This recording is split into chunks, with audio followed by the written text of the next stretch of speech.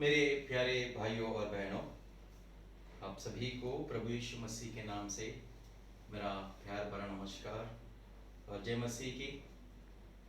फिर एक बार आपके सामने ये 8वां संदेश लेकर आने के लिए परमेश्वर ने मुझे आत्मा की अगुवाई और प्रेरणा दी। इसीलिए आज फिर एक बार आपके सामने इस तरह खड़े होकर इस नए अनुभव के साथ, तकनीकी के साथ कुछ सच्चाई को जो है आपके सामने लाने के लिए परमेश्वर ने मुझ दीन को, अभागे को इस तरह इस सेवकाई के माध्यम से इस्तेमाल करने के लिए परमेश्वर ने मुझे ठहराया। इसके लिए मैं परमेश्वर को कितना ही धन्यवाद करने के योग्य हूँ। हमारा परमेश्वर सामर्थी परमेश्वर है और अपनी सेवकाई को जो है वो हर प्रकार से वो आगे बढ़ाना चाहता है। किसी प्रकार का रुकावट ना होते हुए परमेश्वर अपनी सेवकाई को जो है अपने दासों को वो आत्मा के अगुवाई के द्वारा अपनी सेवकाई को आगे बढ़ाता हुआ हम आज देखते हैं। आज भी देश का माहौल, सारा जगत का माहौल बहुत चिंतादायक है। अभी भी कोविड-19 जो महामारी पूर्ण रूप से जो है हटा नहीं है, चला नहीं गया है। आज भी कई सारे देश जो है इस महामारी के संक्रमित है। कई लोग संक्रमित हो रहे हैं और कई लोग जो है मर भी रहे हैं। भाइयों और बहनों, हम विश्वासियों के लिए एक बहुत बड़ी चिंताजनक बात यह है कि इसके पीछे परमेश्वर की इच्छा और मर्जी, योजना क्या है ये हमें नहीं पता है। लेकिन निरंतर जो है हमें हमारे देश के लिए, देशवासियों के लिए और हमारे विश्वासी भाई बहनों के लिए, सारे कलीसिया में जो पवित्र जन है उन सभीयों के लिए जो है हमें निरंतर जो है हमें प्रार्थना में वक्त बिताना है। प्रार्थना में उन्हें याद करना है, स्मरण करना है। हमें सुखदायक जीवन जीने के लिए जो है हमें राजाओं के लिए प्रार्थना करना है, मंत्रियों के लिए प्रार्थना करना है और सारे देशवासियों के लिए प्रार्थना करना है। भाइयों, ऐसा होने के लिए परमेश्वर आपको और मुझे अपनी अनुग्रह से भर दे। आइए भाइयों और बहनों, फिर एक बार हमारा जो विषय है, एक विषय के ऊपर जो है हम अध्ययन कर रहे हैं और कहीं गहरे से बड़े सत्य को जो है परमेश्वर में देता है। जैसा कि पिछले संदेश में हमने देखा कि परमेश्वर का वचन जो है एक गहराई से भरा एक कुएं के समान है। जितना भी हम पानी उसमें से ले उतना ही और पानी उभरता रहता है। उसी तरह है परमेश्वर का वचन भी। हमें जितना भी पढ़े, जितना भी हम उसके ऊपर अध्ययन करें, मनन करें, परमेश्वर अपनी आत्मा के द्वारा उसके विचारों को जो है नए सिरे से वो प्रकट करता है, जो हमारे लिए नहीं है। क्योंकि परमेश्वर के मुख के द्वारा निकली गई भी जो वचन है, वो वचन हम आत्मा के द्वारा ही जो है परमेश्वर हमारे सामने प्रकट करता है। तो भाइयों और बहनों, जब इस विषय को लेकर मैं अध्ययन कर रहा था तो परमेश्वर ने कुछ सच्चाई को जो है मेरे सामने रखा और उन्हीं सच्चाई को जो है मैं आज आपके सामने मैं रखना चाहता हूं। एक विषय है, अंतिम दिनों में है हम, बुरे दिनों में है हम, प्रभु यीशु मसीह का आगमन के निकट है हम। कब प्रभु यीशु मसीह आएगा बादलों पर हमें नहीं पता है, लेकिन हमें इस पृथ्वी के ऊपर रहते वक्त हमें सावधान से जीवन बिताना जरूरी है। हमें हमेशा हमेशा जागरूक वाला जीवन बिताना जरूरी है। हमें हमेशा हमेशा चौकस रहना जरूरी है और अपने आप को जो है हमें तैयारी करना ये जरूरी है, क्योंकि जब प्रभु यीशु मसीह बादलों पर आएगा तो हमें तैयारी के साथ रहना है, हमें सोने वाले नहीं रहना है। हमेशा हमेशा जो है हमें प्रभु में बने रहना है और हमारी जो चाल है, जो प्रभु की सी चाल, उस चाल को जो है हम देखें, क्योंकि जब प्रभु यीशु मसीह आएगा वो एक दूल्हे के समान आने वाला है और हम जो विश्वासी, हम जो उद्धार पाए प्रभु यीशु मसीह के लहू में धो गए और पवित्र शुद्ध ठहराए गए हैं, हम कलीसिया के झुंड में है और कलीसिया एक दुल्हन के समान है और ये दुल्हन जो है अपने आप को सजावट करती है, सजाती है, सजना है हमें। जिस तरह दुल्हन जो है दूल्हे की भेंट लेते वक्त वह अपने आप को सजती है, संवरती है, उसी तरह जो है परमेश्वर के वचनों से जो है हमारे जीवन को या चाल चलन को जो है हमें सजना है, वचन के द्वारा हमें सजना है और हमें सजकर जो है उस परमेश्वर के बेटा जो दूल्हे के समान आने वाला है बादलों पर, हमें अपने आप को तैयार करना है, तैयार करके उसके सामने हमें खड़े रहने वाले बनने चाहिए। और इस संसार में जीते वक्त हम ये कभी नहीं भूलना है कि हर दिन हर समय हम किस प्रकार चलते हैं इस दुनिया में, किस प्रकार हमारी चाल चलन है, चाल चलन किस प्रकार होना है।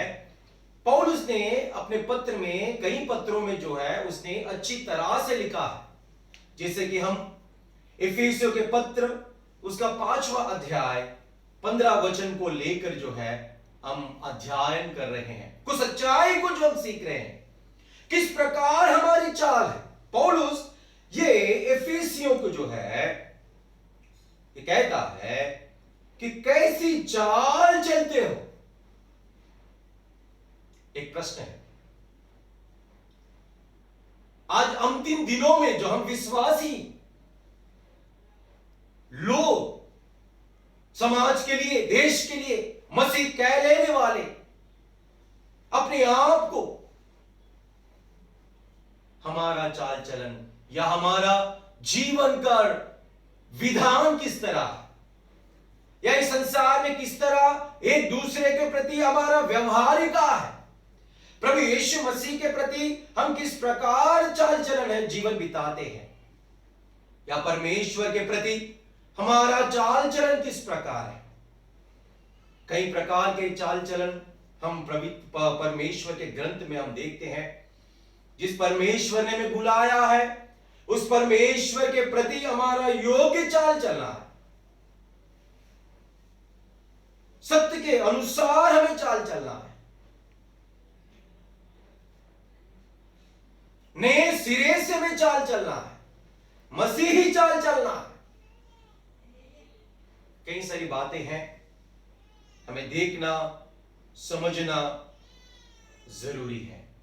भाइयों और बहनों, आज उन्हीं कुछ बातों से जो है उस सच्चाई को मैं आपके सामने लाना चाहता हूं। जब पौलुस इस प्रश्न को इफिसियों को पूछता है कि ध्यान से देखो कि कैसी चाल चलते हो, आज निर्बुद्धियों जैसी चाल चलने वाले भी लोग हैं और बुद्धिमानों से चाल चलने वाले भी आज समाज में हैं। यह मसीह परिवार जो है बहुत बड़ा परिवार है, बहुत बड़ा परिवार है। इसमें कई सारे लोग हैं जो अपने आप को मसीह कहते हैं और वे किस प्रकार चलते हैं उन्हें समझना, देखना यह बहुत जरूरी है। अगर हम देखेंगे नहीं या हम समझेंगे नहीं कि हम किस प्रकार चाल चलते हैं, तो कहीं ना कहीं हम अच्छी चाल चलने के लिए जो है हम एक ना देखने की वजह से, ना ध्यान लगाने के वजह से, ना समझने के वजह से जो है आज मसीही चाल चलन जो है हम ठीक ठाक नहीं चल पाते हैं। अगर हमें मसीही चाल, प्रभु इसी चाल, परमेश्वर को अनुसर करने वाली चाल, या परमेश्वर के योग्य चाल, या परमेश्वर को ग्रहण योग्य चाल, या परमेश्वर को सुगंधित सुखदायक देने वाली चाल अगर हमें चलना होगा, तो हमें हर दिन जो है वचन से हमें देखना जरूरी है कि हमारी चाल किस प्रकार है। वचन ही है जो हमें हमारी चाल को दिखाती है, वचन ही है हमें हमारी चाल को दर्शाती है, प्रकट करती है। वचन के द्वारा हम हमारे चाल को देख सकते हैं किस प्रकार है। उन्हीं वचनों को जो है हम देखेंगे, और अगर हमारे जीवन में हमारी चाल चलन अगर ठीक नहीं है, तो आज एक हमारे सामने अवसर है, और यह अवसर जो है बहुमूल्य है। अगर हम वचन को सुनते हैं, या आप हो या मैं हो, जब वचन हम सुनते हैं, अगर परमेश्वर का वचन हमारे अंदर प्रभाव डालता है, तो वो कार्य करता है, और कार्य करता है तो हमारे अंदर एक बदलाव भी लाता है। परमेश्वर का वचन जो हम सुनते हैं, जो हम सीखते हैं, जो हम पढ़ते हैं, वो वचन हमारे जीवन में कार्य करता है, जीवन को बदलता है। क्योंकि परमेश्वर का वचन जो है वो सामर्थ्य वचन है, सामर्थ्य वचन। भाइयों और बहनों, जब पौलुस एफेसियों के बीच जब उसने सेवकाई की, सेवकाई बहुत परिश्रम के साथ की, उसने आंसू बहा बहा कर जो है उसने उन्हें सिखाया है, और बहुत सारे क्लेश उसे उठाना पड़ा उन्हें वचन को देते वक्त। यहूदियों ने उनको बहुत सारी पीड़ा की और बहुत सारी उनको तकलीफ दिया, फिर भी इफिसियों को प्रभु के दास पौलुस ने वचनों को उसने सिखाया। उसने छोड़ के चला नहीं गया, या डर कर नहीं चला गया, या उनको देखकर भाग कर नहीं चला गया। परमेश्वर ने पौलुस को जितना समय एफेसियों के प्रति सेवा करने के लिए उनको परमेश्वर का जो अभिप्राय वचनों के द्वारा जितना समय उनके साथ रहकर उन्हें सिखानी थी, उन्हें बतानी थी, उतना समय जो है उसने अपने प्राण को जोखिम में डालकर, अपने प्राण को ना प्यार करते हुए जोखिम में डालकर जो है उसने उन्हें सिखाया है।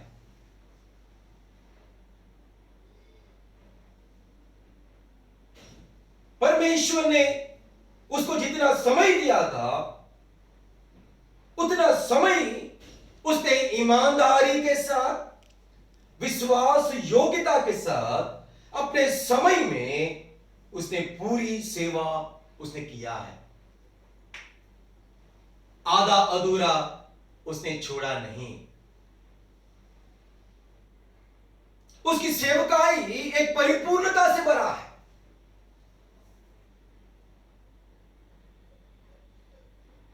उसने जो सेवकाई को प्रारंभ किया, उसने बीच में छोड़कर चला नहीं गया। उसने परमेश्वर के अभिप्राय को जो है सारा उसने बता दिया, सब कुछ बता दिया कहता है वो, सब कुछ। परमेश्वर ने उसको जिन जिन बातों को उन्हें बताने को कहा, वो सारी बातें जो है, सब कुछ ऐसा वो प्रेरितों के कार्य उसका 20वां अध्याय के वचन में जो है, 20वें अध्याय का जब हम 17 वचन से लेकर अगर 36 वचन तक अगर हम पढ़े, वो हम यहां पे देखते हैं। 35 वचन को जब हम पढ़े तो यहां पे ऐसा लिखता है, मैंने तुम्हें सब कुछ करके दिखाया कहता है, सब कुछ, कुछ भी कसर छोड़ी नहीं उसने। किस प्रकार परमेश्वर के प्रति जीवन बिताना है, एक प्रसन्नदायक जीवन, परमेश्वर को बहाने वाला जीवन, वचनों के माध्यम से उसने सिखाया, उसने बतलाया, और वे भी जो है उसके वचनों को सुने, सीखे।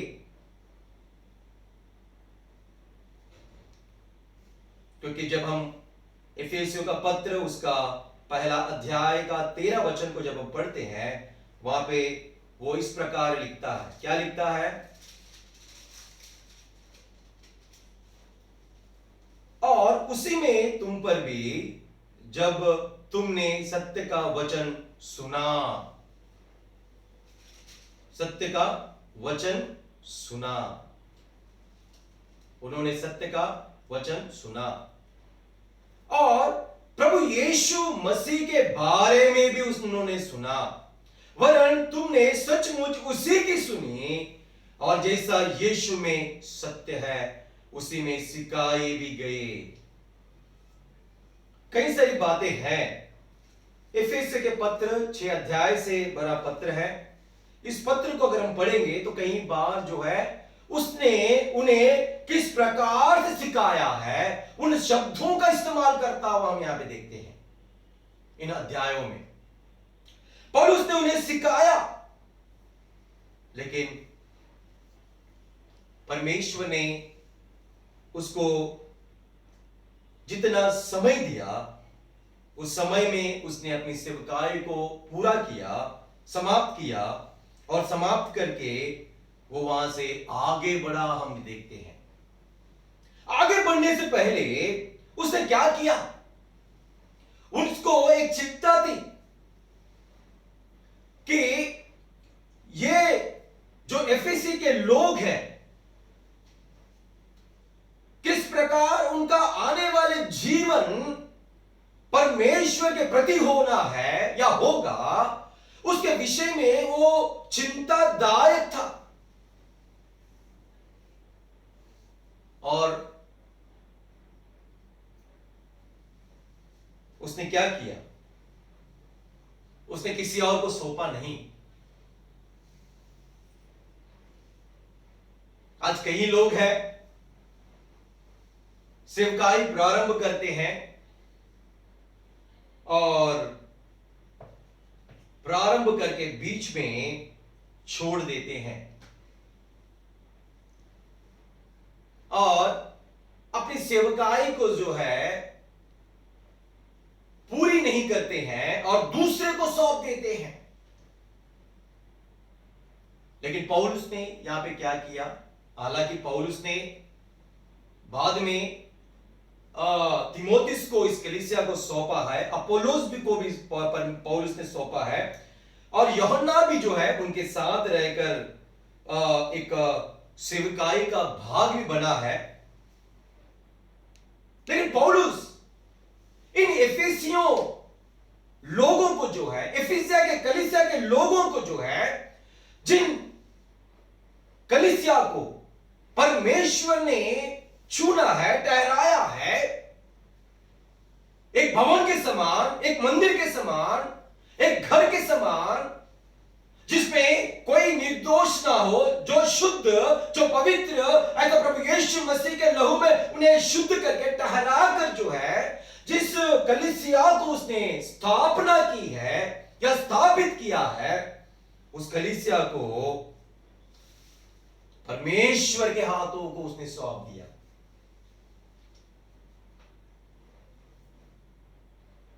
वो जानता है कि जिस परमेश्वर ने मुझे इनके प्रति बोझ दिया है, जिस परमेश्वर ने इनके प्रति एक योजना बनाई, जगत के उत्पत्ति से पहले, नींव डालने से पहले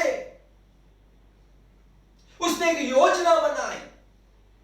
वो योजना क्या? प्रभु यीशु मसीह के लहू में जो है उन्हें शुद्ध करे और पवित्र करे और उनके अपराधों को क्षमा करे और उन्हें छुटकारा दे।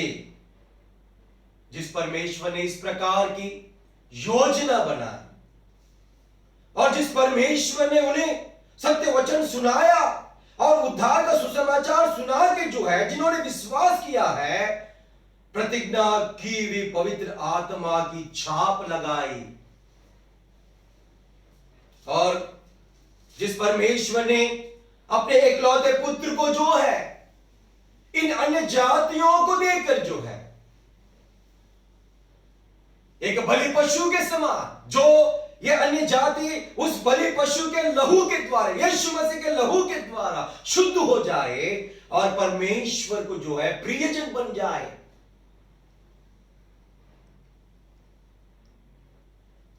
और जो परमेश्वर, यहूदियों का परमेश्वर, इजराइलियों का परमेश्वर, अन्य जाति जो लोग उनमें शामिल नहीं है, यीशु मसीह के बलिदान के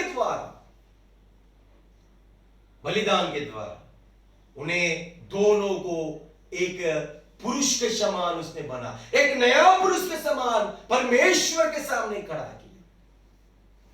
और वो परमेश्वर केवल अनुग्रह के द्वारा और उनके विश्वास के द्वारा, उनके क्रिया कर्मों के द्वारा नहीं, उनके विश्वास के द्वारा, जो प्रभु यीशु मसीह के ऊपर विश्वास करने के द्वारा, उस महान अनुग्रह के द्वारा उनको पापों से क्षमा देकर उद्धार दिया। वो परमेश्वर, और वो जो परमेश्वर जो अन्य जाति, जो स्वर्ग के हकदार नहीं है, स्वर्ग के मिरास में उनको शामिलता नहीं है, उनको यीशु मसीह के लहू में शुद्ध करके छुटकारा देकर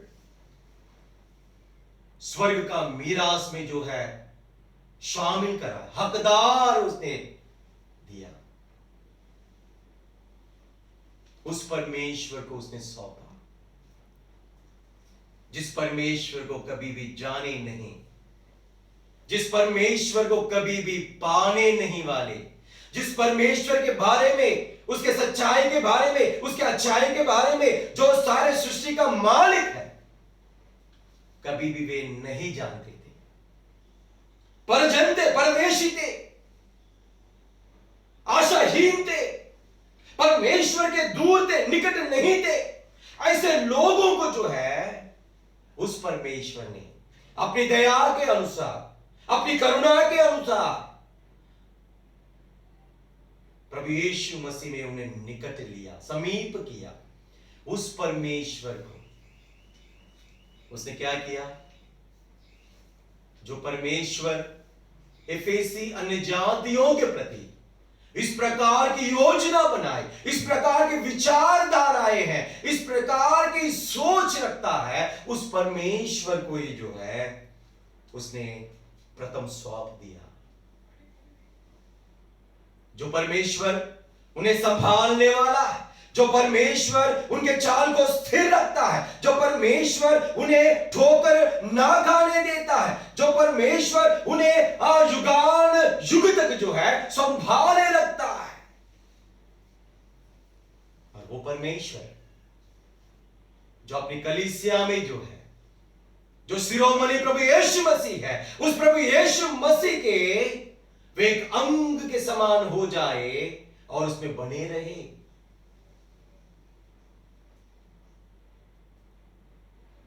परमेश्वर, उस परमेश्वर को उसने सौंप दिया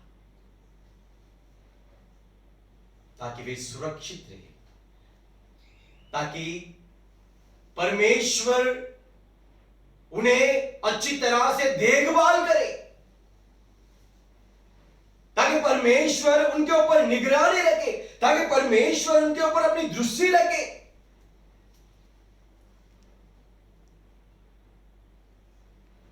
उस परमेश्वर को जो है उसने सौंप दिया।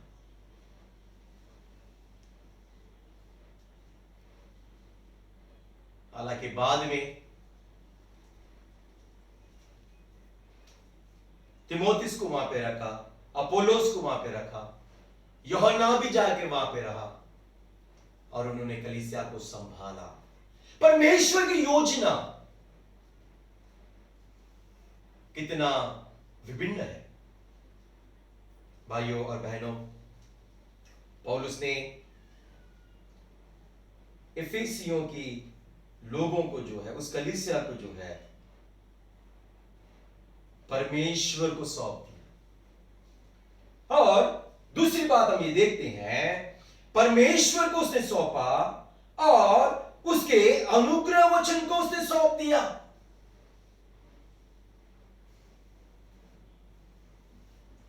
ताकि उनके जीवन में परमेश्वर का वचन प्रभावशील कार्य कर सके।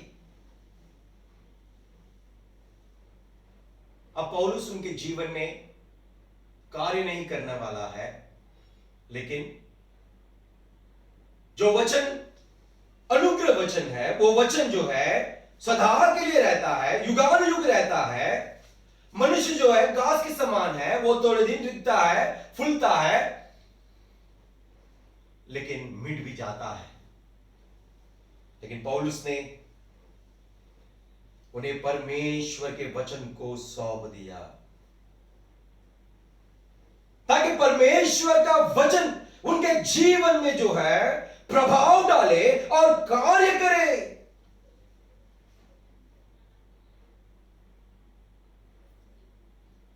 भाइयों और बहनों, उनका चाल वचन में स्थिर बने रहने के लिए उसने उस अनुग्रह वचन को जो है उन्हें सौंप देता हुआ हम यहां पे देखते हैं। हमने देखा कि हम विश्वासी जो लोग हैं, हम परमेश्वर के अनुग्रह वचन को जो है सौंप दिए गए हैं, समर्पित किए गए हुए हैं। हमें उसमें बने रहना है, उसके अधीन में रहना है, उसका उल्लंघन नहीं करना है। परमेश्वर अपने वचनों के द्वारा जो है हमें सीमाएं बांधी है, सीमाओं के पार नहीं करना है, वचन के आगे में नहीं बढ़ना है। केवल परमेश्वर का वचन हमें स्थिर बनाए रखता है। और उसने कई सारी बातें उनको सिखाई। परमेश्वर के वचन परमेश्वर के द्वारा पाकर उसने उनको सिखाया, बताया। अब वो देखने वाला नहीं है वो किस प्रकार चाल चलेंगे, किस प्रकार उनकी व्यवहारिका है, किस प्रकार वे जीने वाले हैं, लेकिन जिस परमेश्वर के वचन को उसने सौंपा है वो वचन उन्हें उनके चाल को परमेश्वर के प्रति स्थिर बनाए रखता है, उन्हें दृढ़ करता है। परमेश्वर का वचन भाइयों और बहनों हमें हमारे चाल चलने के लिए जो सिखाई हुई बातों के अनुसार जीवन बिताने के लिए जो है हमें स्थिर रखता है, हमें दृढ़ रखता है। हम अपने आप से दृढ़ और स्थिर नहीं हैं। परमेश्वर का वचन इतनी सामर्थी है, इतना प्रभावशील है कि हम में काम करता है, विश्वासियों में काम करता है, उद्धार पाने वालों में काम करता है, सारे लोगों में काम करता है। क्या परमेश्वर का वचन अगर हमारे अंदर प्रभावशील होकर वो कार्य करता है तो क्या परमेश्वर का वचन किस प्रकार से है? क्या उसमें सामर्थ्य है?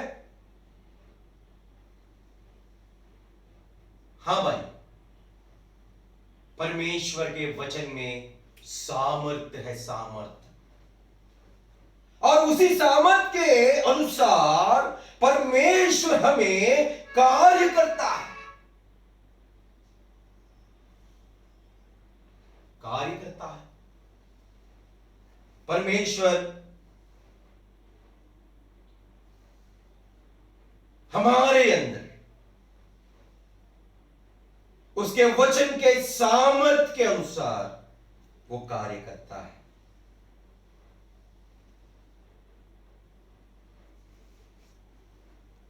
क्योंकि परमेश्वर सामर्थी है और परमेश्वर का वचन भी जो है सामर्थी है। परमेश्वर का वचन जो हमारे पास है, जो ग्रंथ के रूप में है, परमेश्वर के मुख से निकली गई बातें जो है हमारे सामने एक बाइबल के तरह उसकी सामर्थ को जो है उसने हमारे सामने प्रकट की है। भाइयों, ये साधारण पुस्तक नहीं है। इस पुस्तक के वचनों में, इस पुस्तक के अंदर जो बातें लिखी गई है, ये बातें जो है उसमें सामर्थ्य है, सामर्थ्य। और यही सामर्थ्य के द्वारा परमेश्वर अपने लोगों में वो कार्य करता है। क्या बाइबल इस तरह में बतलाती है कि परमेश्वर के वचन में सामर्थ्य है करके?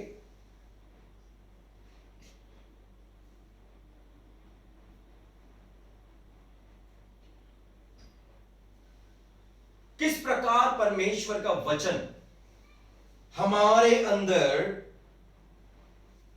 प्रभावशील कार्य करता है? पौलुस ने एफेसियों को जो है परमेश्वर के अनुग्रह वचन को जो है उसने सौंप दिया, समर्पित कर दिया उन्हें।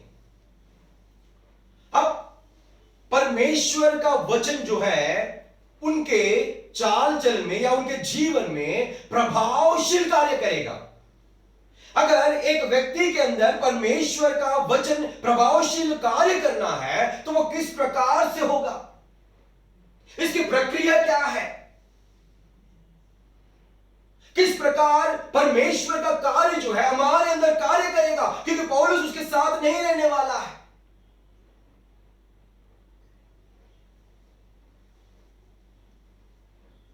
पौलुस छोड़ के चला जाता है वहां, लेकिन छोड़ते वक्त परमेश्वर के अनुग्रह वचन को सौंप कर चला जाता है। भाइयों और बहनों, परमेश्वर का वचन जो है हमारे अंदर अगर हमारे जीवन में अच्छी चाल चलने के लिए अत्यधिक प्रभावशील होना अगर चाहिए तो हमें वचनों में बने रहना जरूरी है। परमेश्वर का वचन हमारे जीवन में अत्यधिक प्रभावशील होना चाहिए तो हमें उस वचन के अधीन में रहना जरूरी है। आज एक दुर्भाग्य की बात यह है या चिंता की बात यह है कि आज कई लोगों में जो है इस प्रकार का जीवन हमें देखने नहीं मिलता, या मुझ में हो या आप में हो। क्या हमारा चाल को देखकर परमेश्वर प्रसन्न होता है? क्या हमारे चाल को देखकर परमेश्वर को भाने जैसा है? क्या हमारे चाल जो है परमेश्वर को सुखदायक देने जैसा है? क्या परमेश्वर हमारे चाल को देखकर वो योग्य चाल है करके कह सकता है?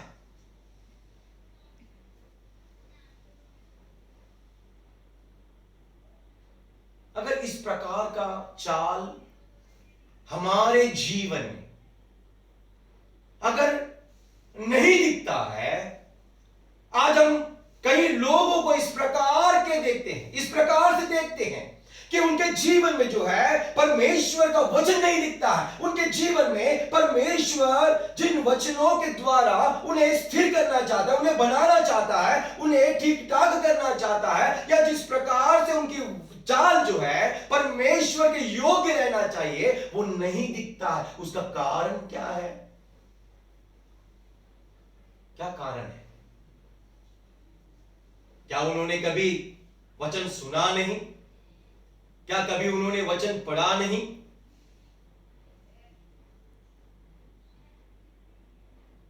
पढ़ते हैं, सुनते हैं, समझते भी हैं, विश्वास भी करते हैं, सम्मान भी करते हैं, आदर भी करते हैं, वचन के प्रति हम सारे लोग जो है प्रेम है हमारा, परमेश्वर के वचनों के प्रति भय भी है और विश्वास भी करते हैं। लेकिन भाइयों और बहनों, लेकिन क्यों हमारे जीवन में वो बदलाव नहीं दिखता है? क्यों हमारे चाल को एक भाई देखकर जो है वो ये गवाही नहीं दे पाता है? हालांकि हमारे अंदर कई सारी कमी घटिया है। हम किसी को भी इस तरह न्याय नहीं कर सकते कि तुम्हारी चाल इस प्रकार है या मेरी चाल इस प्रकार है। लेकिन हम सारे लोग जो है, जो मसीह कहते हैं हम अपने आप को या कहलाते हैं, परमेश्वर के योग्य हमारा चाल रहना चाहिए। अगर हमारा चाल परमेश्वर के योग्य अगर नहीं है, या वही जूना जीवन का वो प्रभाव अगर हमारे अंदर है, या जूने जीवन का वो कार्य हमारे अंदर दिखता है, या वो पुराना मनुष्यत्व जो है हमारे अंदर दिखता है, या वो अन्य जातियों जैसा जीवन हमारे अंदर अगर दिखता है, जो कहीं ना कहीं जो है हमें ये मान लेना जरूरी है कि परमेश्वर का वचन जो है हमारे अंदर प्रभावशील कार्य नहीं किया है। अगर एक व्यक्ति के जीवन में परमेश्वर का वचन जो सामर्थी वचन है, अगर वो पर प्रभाव के द्वारा कार्य नहीं करता है, तो कैसे जीवन बदलेगा?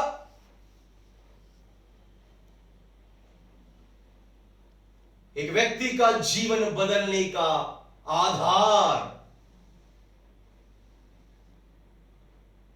केवल परमेश्वर का सामर्थी वचन ही है।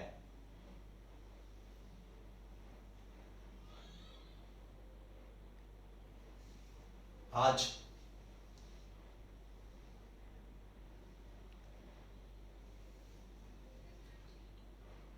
परमेश्वर का वचन कई लोगों में प्रभावशील कार्य नहीं करता है। उनके जीवन में परमेश्वर के वचन के लिए सम्मान है, सवेरे उठते हैं, पढ़ते भी हैं, जानते भी है परमेश्वर के वचनों को, कौन सी कोने में कौन सा विषय है जानते हैं, दूसरे को बताने को भी जानते हैं, सिखाने भी जानते हैं, आदर है, सम्मान है, भय भी है परमेश्वर के वचनों के प्रति। अगर कोई गलत करने वाला दिखता है, उसके गलती को वचन के आधार पर सुनाने की क्षमता भी है उनके अंदर। या क्या कभी हमने हमारे जीवन को देखा? क्या कभी हमने यह देखा कि परमेश्वर का वचन कई प्रकार से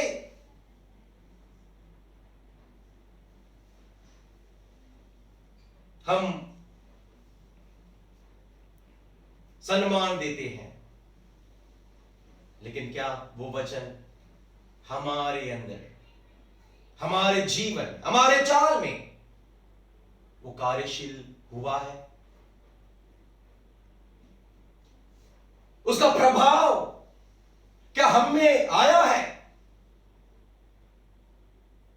परमेश्वर का वचन प्रभावशील वचन है, और वो प्रभावशील वचन जो है एक व्यक्ति को जो है बदलने का कार्य करता है, बदलने का कार्य। आज इसीलिए कई सारी कलीसिया में जो है ऐसे व्यक्तियों के द्वारा बहुत गड़बड़ी होती है। उनके जीवन में परमेश्वर का वचन कार्य नहीं किया है, इसलिए उनके जीवन में किसी प्रकार का बदलाव नहीं है। भाइयों और बहनों, आज हमें देखना है क्या परमेश्वर का वचन हमारे जीवन में बदलाव किया है, क्या परमेश्वर का सामर्थ्य वचन हमारे अंदर प्रभाव डालकर वो कार्य किया है क्या। ये देखने का समय है हमारा, हमें अपने आप को जांच पड़ताल करने का समय है।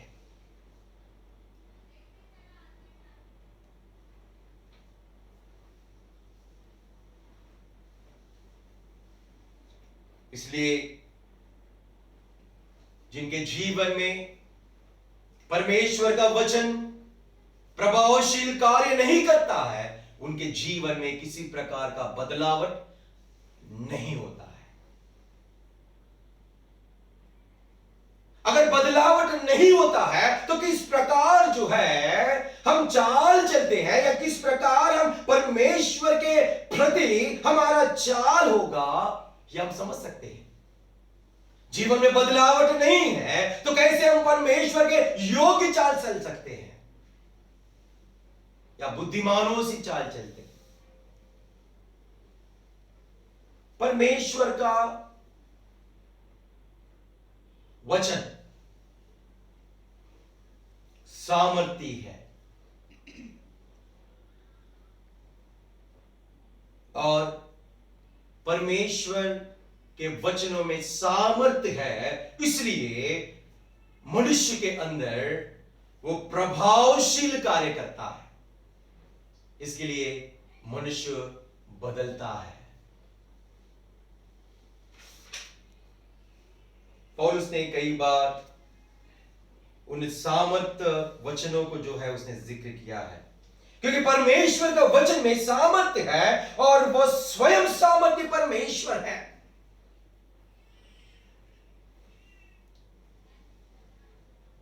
देखिए रोम का पत्र, उसका पहला अध्याय का 16 वचन अगर हम पढ़े, रोमियो का पत्र उसका पहला अध्याय उसका 16 वचन को अगर मैं पढ़ूं, क्योंकि मैं सुसमाचार से नहीं लाजता, इसलिए कि वह हर एक विश्वास करने के लिए वाले के लिए पहले तो यहूदी फिर यूनानी के लिए उद्धार के निमित्त परमेश्वर की सामर्थ्य है कहता है। अगर परमेश्वर के वचनों में, परमेश्वर के बातों में अगर सामर्थ्य नहीं होगा तो मनुष्य के अंदर किस प्रकार कार्य होगा।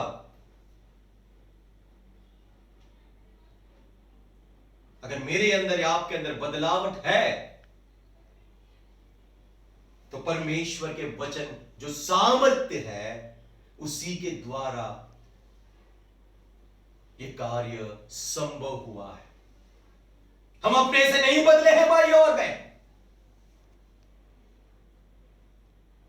परमेश्वर का वचन सामर्थ्य है, सामर्थ्य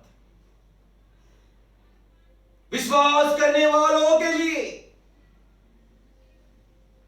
पहले तो यहूदी फिर यूनानी के लिए उद्धार के निमित्त परमेश्वर की सामर्थ्य है। परमेश्वर का वचन या सुसमाचार सामर्थ्य है। पहला कोरिन्थी उसका पहला अध्याय 18 वचन, पहला कोरिन्थी उसका पहला अध्याय उसका 18 वचन।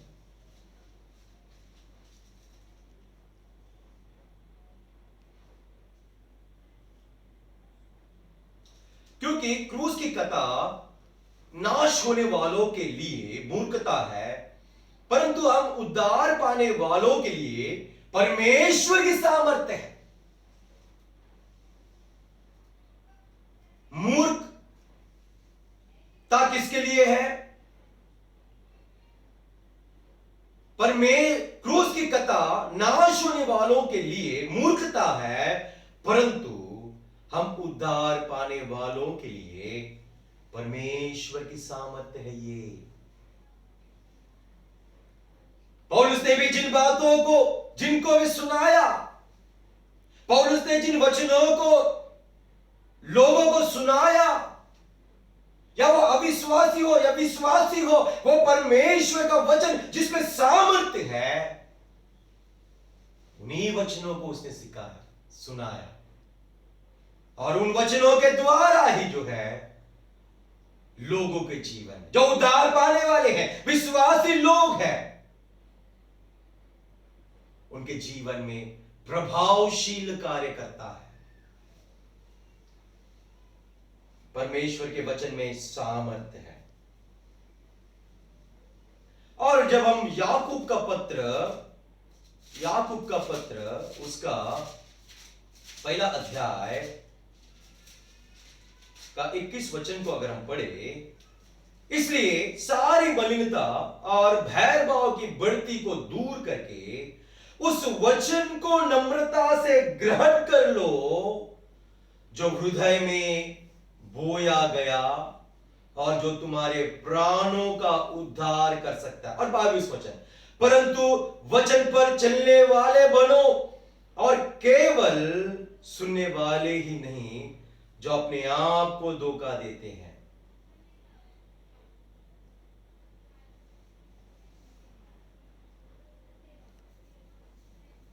यहां पे सामर्थ्य वचन को जो है, इसलिए सारी मलिनता और बैरभाव की बढ़ती को दूर करके उस वचन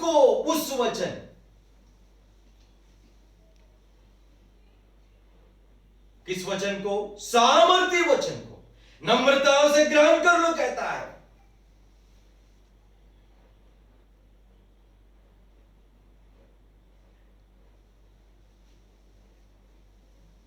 पाप से दूर करके और उद्धार देने के लिए परमेश्वर का वचन में इतनी सामर्थ्य है।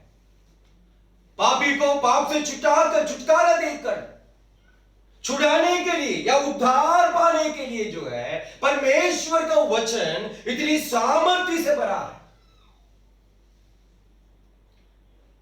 परमेश्वर का वचन अगर सामर्थ्य नहीं है तो किसी के भी जीवन में वो बदलाव का कार्य नहीं करता है।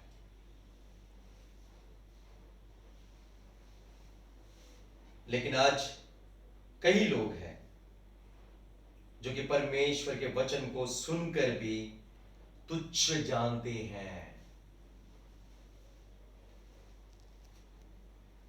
परमेश्वर का वचन, पौलुस ने एफेसियों को जो है परमेश्वर के अनुग्रह वचन को सौंप दिया, समर्पित करके चला गया, वो जो उनके अंदर प्रभावशील कार्य करेगा, पाप से हमेशा हमेशा उन्हें दूर रखेगा, उन्हें शुद्ध रखने में उनको मदद करेगा, अपनी सीमाओं में रहने के लिए जो है उन्हें स्थिर रखेगा, उन्हें दृढ़ रखेगा, और एक सच्ची चाल चलने के लिए जो है उन्हें अगुवाई करते रहेगा, उन्हें दिखाता रहेगा।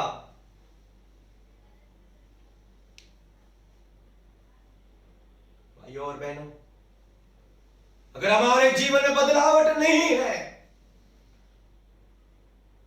तो जरूर यह सच बात है कि परमेश्वर का वचन जो है हमारे जीवन में वो प्रभावशील कार्य नहीं किया है, इसके लिए हमारे जीवन में बदलावट नहीं है। यह हमें समझना जरूरी है, क्योंकि हम देखते हैं कि किस तरह परमेश्वर का वचन सामर्थ्य से भरा है। कई लोगों ने जो है परमेश्वर के वचन को जो है उन्होंने तुच्छ मान लिया। किस प्रकार से एक व्यक्ति के अंदर जो है परमेश्वर का वचन कार्य करता है, प्रभावशील कार्य करता है। क्या कभी हमने सोचा, क्या कभी हमने जाना, अगर हमारे जीवन में बदलावट नहीं है, हम ठीक ठाक चाल अगर नहीं चलते हैं, तो जरूर हमने परमेश्वर के वचन को जो सामर्थ्य है उसे ग्रहण नहीं किया है। विश्वास करना एक बात है, सम्मान करना एक बात है, प्रेम करना एक बात है, जानना एक बात है, पढ़ना एक बात है, बोलना एक बात है, सिखाना एक बात है, कई सारी बातें हैं वचन को लेकर। लेकिन क्या हमने परमेश्वर के वचन को जिस प्रकार से मन की गहराई से हृदय पूर्वक परमेश्वर के वचन को ग्रहण करना है, क्या उस प्रकार से हमने वचन को ग्रहण किया है? कब परमेश्वर का सामर्थ्य वचन एक व्यक्ति के अंदर प्रभावशील कार्य करता है? कब? क्या सुनने के द्वारा ही? क्या विश्वास करने के द्वारा? आज लोगों में ऐसे जीवन हम देखते हैं कि किसी प्रकार का वचन की चाल उनमें नहीं दिखता है। ग्रहण करना, जब तक परमेश्वर का वचन जो है हम ग्रहण नहीं करते हैं, तब तक परमेश्वर का वचन जो सामर्थ्य है वो प्रभावशील कार्य नहीं करता है।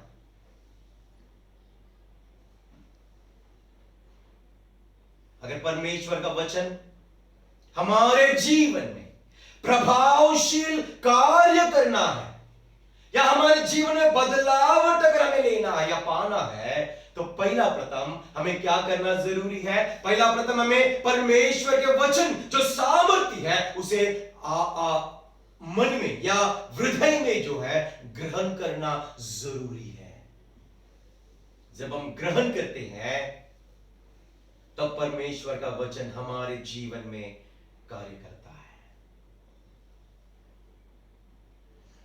आज लोगों में बैरभाव दिखता है, लोगों में आज अलगपन दिखता है, आज प्रेम नहीं दिखता है, सारे करवाहट दिखता है, बैरभाव दिखता है, एक दूसरे के प्रति सम्मान नहीं है, आदर नहीं है, प्रेम नहीं है, करवाहट है, सम्मान नहीं है, एक दूसरे के अधीन में नहीं है,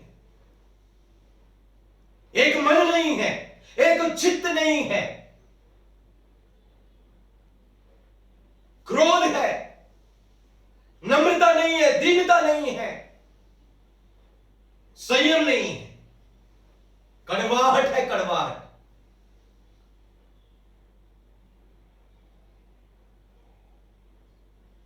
क्या ये पाप का चिन्ह नहीं है? क्या ये पुराना मनुष्यत्व का स्वभाव नहीं है? पौलुस उन्हें कहता है, अन्य जातियों को कहता है, एफेसियों को कहता है, तुम इस प्रकार से नहीं सीखे जो कि अन्य जातियों जैसे तुम चाल चल सको। पुराना मनुष्यत्व उद्धार पाने वालों में जो है नहीं दिखना है। आज लोगों में है। वे कहते हैं मैंने विश्वास किया, मैंने उद्धार पाया, मैंने बपतिस्मा लिया, लेकिन बदलावट नहीं दिखने मिलता है। क्यों बदलावट नहीं दिखना मिलता है? क्योंकि उन्होंने जिस तरह परमेश्वर के सामर्थ्य वचन को ग्रहण करना था उस तरह उन्होंने ग्रहण नहीं किया है। आज हम हमारे जीवन को देखेंगे, हमारे जीवन को टटोलेंगे, हम हमारे जीवन को परखेंगे, हम देखेंगे, समझेंगे क्यों हमारे जीवन में बदलावट नहीं है, क्यों हमारे जीवन में बदलावट नहीं है।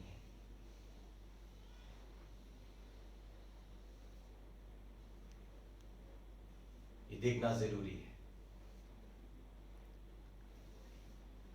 परमेश्वर का वचन सामर्थ्य वचन है। अगर परमेश्वर का वचन हमारे जीवन में प्रभावशील कार्य अगर करना है, जो जीवन को बदलता है, तो उसके लिए पहला प्रथम परमेश्वर के वचन को ग्रहण करना जरूरी है। तभी ही परमेश्वर का वचन जो सामर्थ्य है वो हमारे अंदर प्रभावशील कार्य करता है। आज कई लोग परमेश्वर के वचन को तुच्छ जानते हैं। जब हम दूसरे इतिहास के पुस्तक में देखते हैं 36वां अध्याय उसका 16 वचन में, वे परमेश्वर के वचन को जो है सुनकर भी तुच्छ जानने वाले बन गए। जब मार्कुस का सुसमाचार 7 अध्याय 13 वचन या 9 वचन से 13 वचन को अगर हम पढ़े, वहां पे प्रभु यीशु मसीह कहता है, अपनी समझ के आधार पर परंपरा या कल्पनाएं बनाकर परमेश्वर के वचन को ग्रहण करने के बदले टाल देते हो। सुनते हैं लेकिन टाल देते हैं, सुनते हैं तुच्छ जानते हैं। जिन विषयों में हम कमजोर हैं, जिन विषयों में हमें अच्छी चीजें नहीं दिखती है,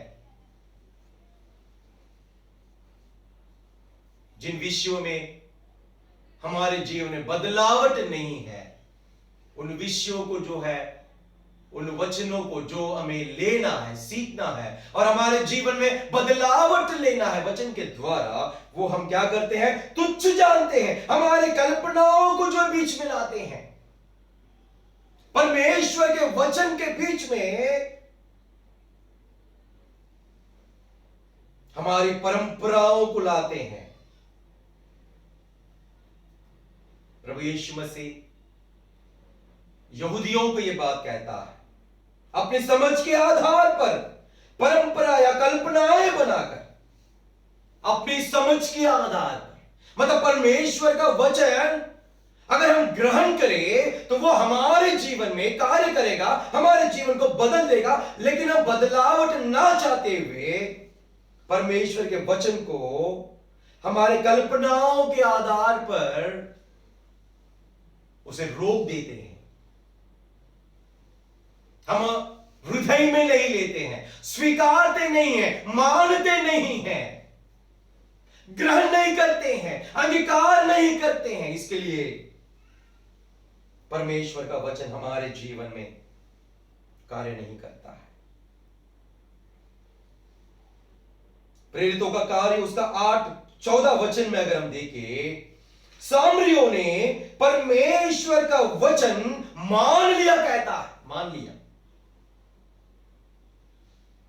उन्होंने ग्रहण किया। जिन्होंने ग्रहण किया उनके जीवन में हम बदलावट देखते हैं।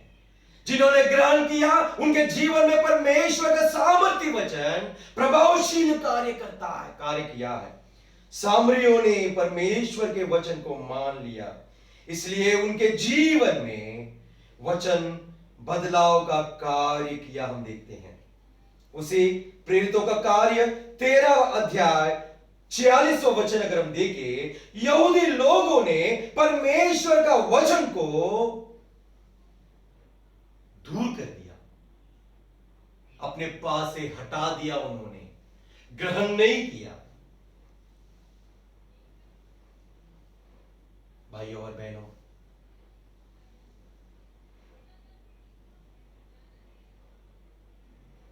पौलुस ने जो है इफिसियों को सामर्थी परमेश्वर के अनुग्रह वचन को उसने सौंप कर चला गया, ताकि वो वचन इफिसियों लोगों के अंदर प्रभावशील कार्य करे। पत्र के माध्यम से वो इस तरह कहता है, तुम इस तरह सीखे नहीं हो कि इस तरह तुम चलने के लिए अन्य जातियों के समान।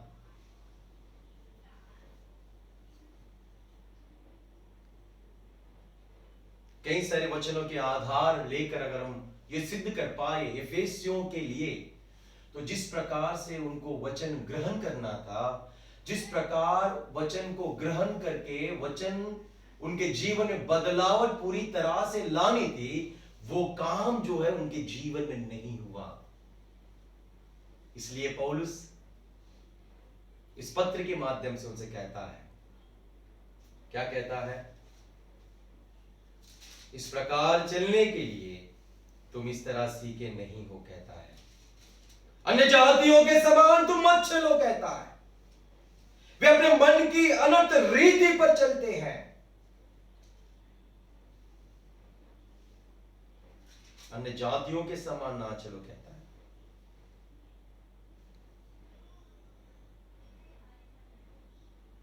आज कई लोग परमेश्वर के वचन को सुने हैं, शिक्षा भी पाई, सिखाए भी गए हैं अनुभवी भाइयों के द्वारा, प्रभु के दासों के द्वारा, लेकिन उनका आज चाल चलन में सुधार नहीं होने का कारण जो है, या उनका चाल ठीक तरह से नहीं होने का कारण यह है, उन्होंने परमेश्वर के वचन को जिस प्रकार से ग्रहण करनी थी उस प्रकार से ग्रहण नहीं किया है। इसी के लिए उनके जीवन में बदलाव का कार्य नहीं हुआ। भाइयों और बहनों, परमेश्वर का वचन इतनी सामर्थ्य वचन है, हमारे मन के विचारों को जो है, हमारे कल्पनाओं को जो है, वो घाव देता है, ठीक करता है, चाल को ठीक करता है।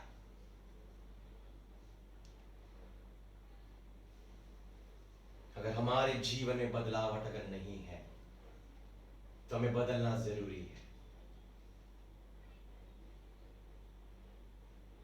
हम सोचेंगे इस समय, एक बार हम सोचेंगे, क्या सही में हमारा जीवन बदला है? क्या सही में वचन के आधार पर हमारा जीवन है, या मेरा हो आपका हो? परमेश्वर देखता है।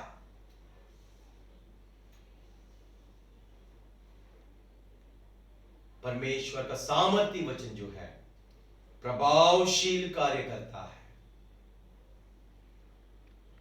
उसके लिए हमें परमेश्वर के वचन को ग्रहण करना जरूरी है। अगर हम ग्रहण नहीं करेंगे तो परमेश्वर का वचन हमारे अंदर कार्य नहीं करेगा। कार्य करने वाले वचन को पौलुस ने एफेसी के कलीसिया को सौंप दिया है।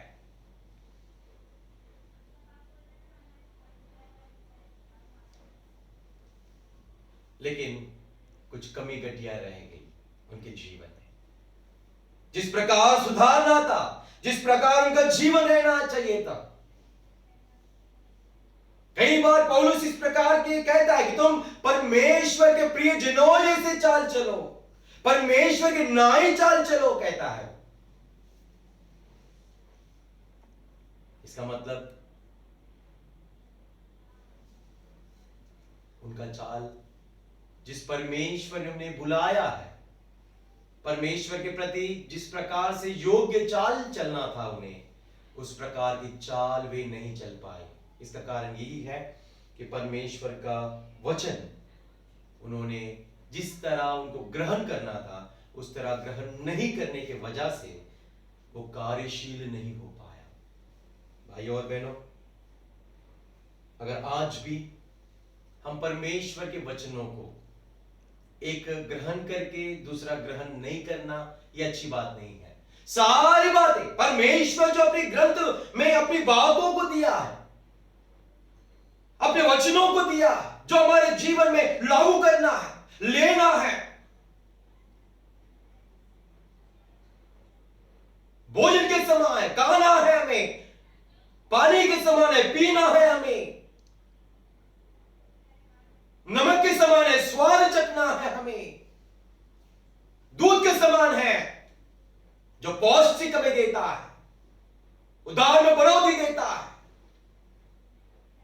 हमें ग्रहण करना है। किस प्रकार ग्रहण करते हैं, हमें आज परीक्षा करना हमारे जीवन में जरूरी है। तो ही हमारे जीवन में बदलाव दिखेगा, ताकि लोग हमें देखकर परमेश्वर की बड़ाई करें और परमेश्वर की महिमा करें। हम अलग किए गए लोग हैं, संसार से हम अलग हैं, हमारा जीवन अलग है। अन्य जातियों में हम अलग किए गए लोग हैं, हमारा जीवन, हमारा चाल चलन उनमें अलग दिखना है। ऐसा दिखने के लिए और परमेश्वर का वचन हमारे जीवन में प्रभावशील कार्य करने के लिए परमेश्वर उस तरह का अनुग्रह हमें दे। परमेश्वर के वचन हमारे लिए आशीषित करे। परमेश्वर के धन्य नाम की महिमा